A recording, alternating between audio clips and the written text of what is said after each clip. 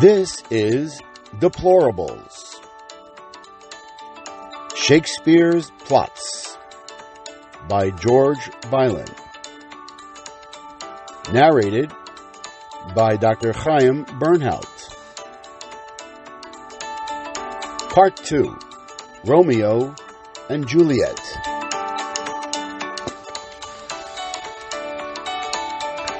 Hey, hello there. Hello. How are you, everybody?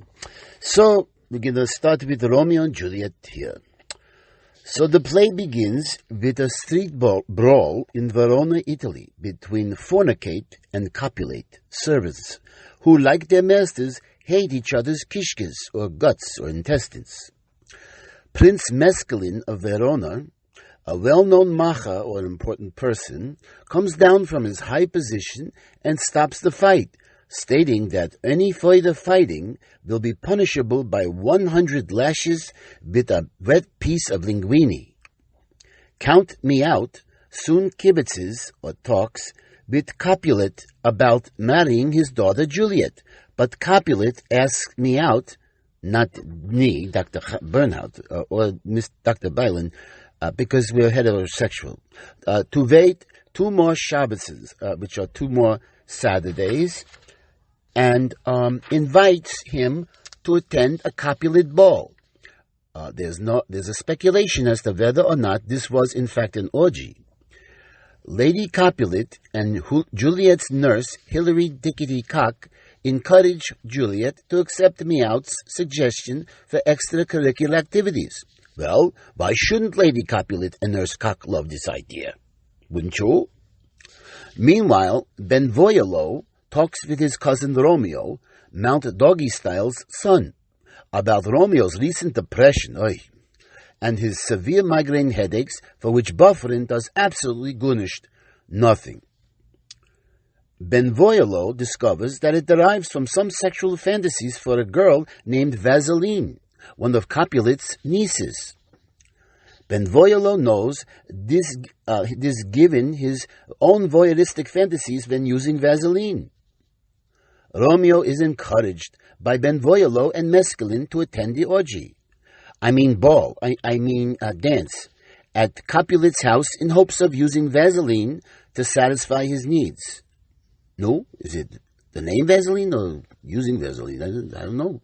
Despite his hope, Romeo meets and falls in love with Juliet. Shana. Juliet's cousin, Oigewald, or oh my, but that's her name, is furious at Romeo for thinking he could make his way into the ball without paying 1 cent, go figure, but is prevented from killing Romeo by Juliet's tata. That's her father, who does not wish to get his new carpet stained with blood. His wife would kill him, God forbid. After the ball, Romeo sneaks into the Capulet garden and overhears Juliet at her window puking her kishkis or intestines out from eating too many cheese danishes. Still, she vows her love to him, in between multiple spasmodic regurgitations, puking, that's not Yiddish, over the balcony side that fall directly on Romeo's cup, his head. And despite her family's rage, at the fornicates, after washing off Juliet's puke, what happens is Romeo lets her know that he had a same Danish eating problem, but unlike Juliet, developed irritable bowel syndrome. Still, he expresses his love and they agree to marry. Under the kuppah, with the help of Reb Friar Leder, the bonded or clever person who hopes to sizzle off the hatred between the 2 families. Sizzle, you get it? Friar Leder? Romeo and Juliet are secretly married the next day. In the meantime, Oigewald is still pissed off, that Romeo had sneaked into the Capulet ball to fornicate. I mean dance.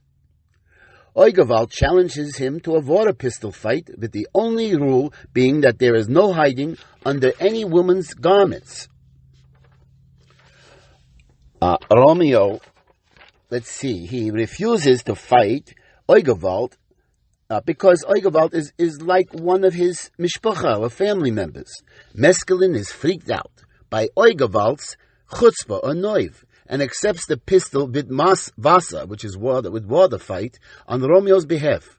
Mescaline accidentally has a bad trip and is fatally wounded when Romeo attempts to break up the fight by giving mescaline to Mescaline. No, what's going to happen there?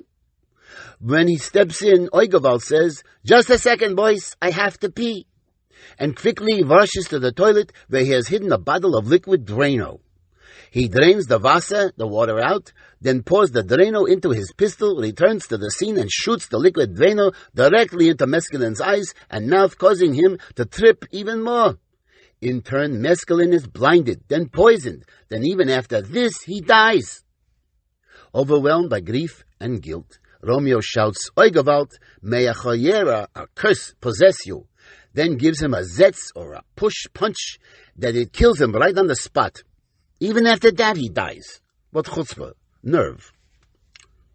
Ben Voyolo argues that according to the Talmud, or Jewish laws, Romeo is just in killing Oigewald for the murder and bad tripping of Mescaline. Realizing that he has lost some of his favorite mishpacha, or family members, the prince cries, "Oigewald, Oigewald, oh my, so much tsuris, or sufferings," then tells Romeo to leave Verona and never return, except on his mother's birthday. If he misses this, Romeo will die on the spot from excessive guilt right there. Romeo secretly spends the night in Juliet's bedroom, where they stup, you know what that is, I don't have to tell you, their brains out. Capulet, having Asperger's syndrome, misinterprets Juliet's grief and agrees to marry her to count me out. Juliet refuses, saying, "Count me out? Count me out." The Count threatens to disown her by stopping all her credit cards during a 50% off weekend sale. Then Juliet pleads for a delay in shopping gratification. Her mother rejects her, stating repeatedly, "So, my maidler, my sweet little girl, you won't even marry? Go ahead, kill me. What shall I care?" You know, the suffering of the Jewish mother. Juliet visits Reb Friar later and asks him for help.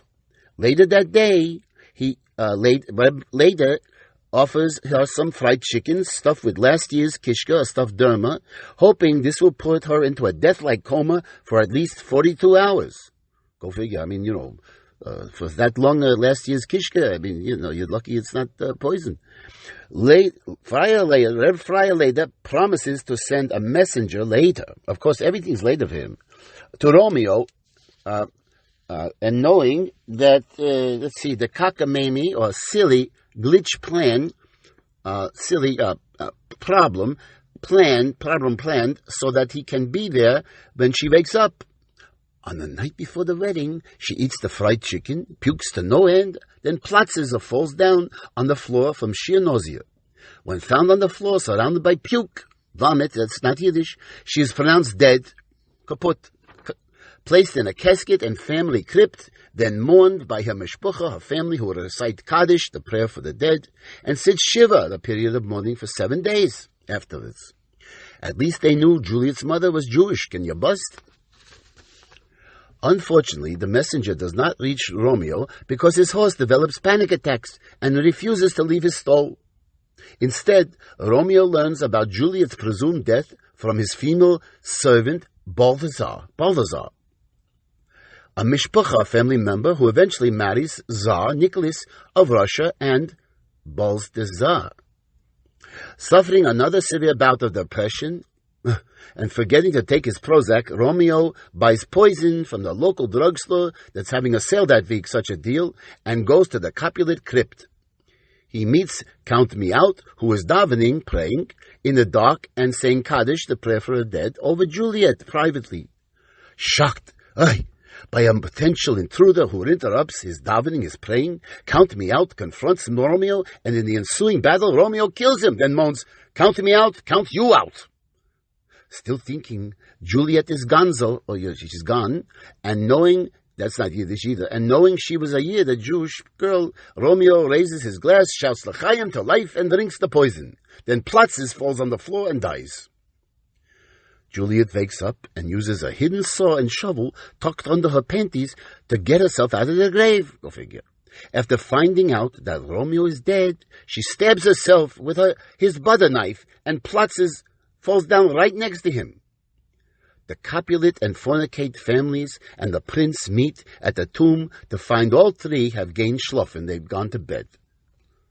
Reb Friar later retells the story later in Yiddish and with Elmana, with sadness and with sympathy, such sympathy, hoping someone Jewish named Bernstein, get it, will eventually write beautiful music to it as a play, then movie taking place in New York City in the 60s.